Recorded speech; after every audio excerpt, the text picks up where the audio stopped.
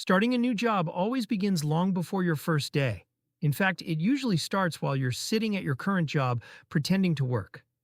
You're staring at the same inbox, attending the same meetings, and listening to the same conversations you've already heard 100 times before when a dangerous thought suddenly appears. There has to be something better than this. At first, it's harmless. You're not planning on leaving. You're just curious. 5 minutes later, you're scrolling through job listings, and somehow every role sounds amazing. Every company is dynamic, every team is fast-paced, and every position offers exciting opportunities. You have no idea what any of those phrases actually mean, but they sound better than answering another email about something you stopped caring about months ago. Before long, you're applying. At first, every application gets your full attention. You tweak your CV, rewrite your cover letter, and spend far too long choosing the perfect wording. By application number 20, however, you're simply launching CVs into cyberspace and hoping something sticks. Some companies reject you immediately.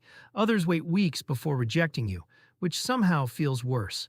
A few disappear entirely, leaving you wondering whether your application reached a recruiter or was accidentally used as a coffee coaster. Then eventually, an email arrives. An interview.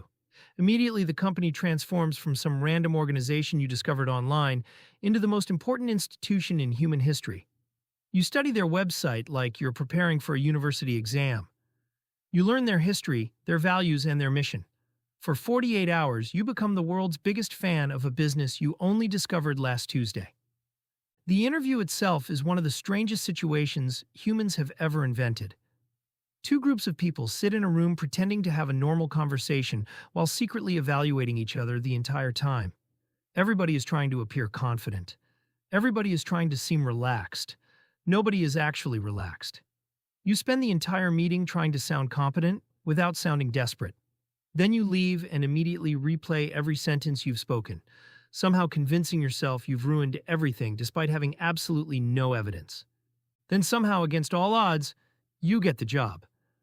Walking into a new workplace feels remarkably similar to joining a TV series halfway through season 6. Everyone already knows the characters, the relationships, and the inside jokes. Meanwhile, you're just trying to figure out where the kitchen is. The first day becomes an endless stream of introductions.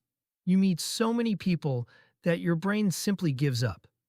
Within an hour, you've shaken 20 hands and remembered approximately 1.5 names. For the next month, you survive almost entirely through strategic smiling and hoping nobody notices. The first few weeks involve receiving enormous amounts of information at terrifying speeds. People explain systems that took years to learn in roughly 47 seconds. They finish explaining and ask if everything makes sense. Of course, you say yes, because everybody says yes. Then you quietly hope understanding arrives later. Fortunately, most workplaces are held together by people figuring things out as they go. Gradually, things begin to click. The systems make sense. The acronyms become actual words. One day somebody asks a question, and you answer it correctly without even thinking. Then it happens again. And again. Before long, people start coming to you. At first, it feels amazing. You've made it. You're knowledgeable, experienced, respected. Then the requests begin multiplying.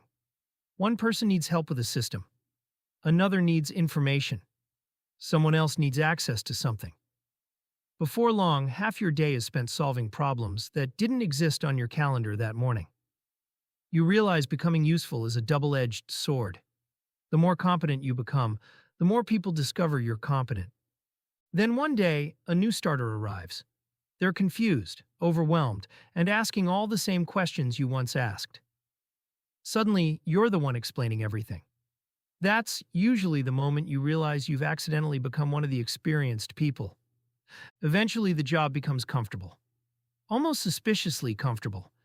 You know which emails require immediate attention and which emails can safely marinate for an hour.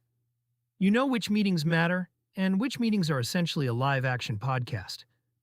You know which problems are genuine emergencies and which ones will quietly solve themselves. The job that once felt overwhelming now feels automatic.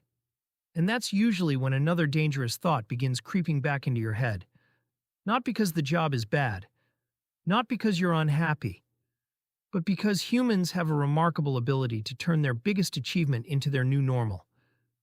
Leaving a job is strange because you rarely realize how attached you've become until you're about to leave. The office that felt intimidating on day one now feels completely normal. The people who were strangers have become part of your routine. Even the annoying things become oddly nostalgic. During your final week, everybody suddenly becomes nicer. People you've barely spoken to for months appear out of nowhere. Everyone wishes you luck. Everyone says you'll be missed. Then eventually the last day arrives. You clear your desk and discover a collection of forgotten items that somehow includes old notebooks, broken pens, and possibly evidence of previous civilizations. Then you log out for the final time and walk out carrying a box that somehow contains both very important items and complete rubbish. The strange thing is that you never leave as the same person who arrived. You leave with new skills, new stories, and far more confidence than the nervous person who first walked through the door. And before long, you'll probably find yourself browsing job listings again. Because every job feels like the destination when it starts.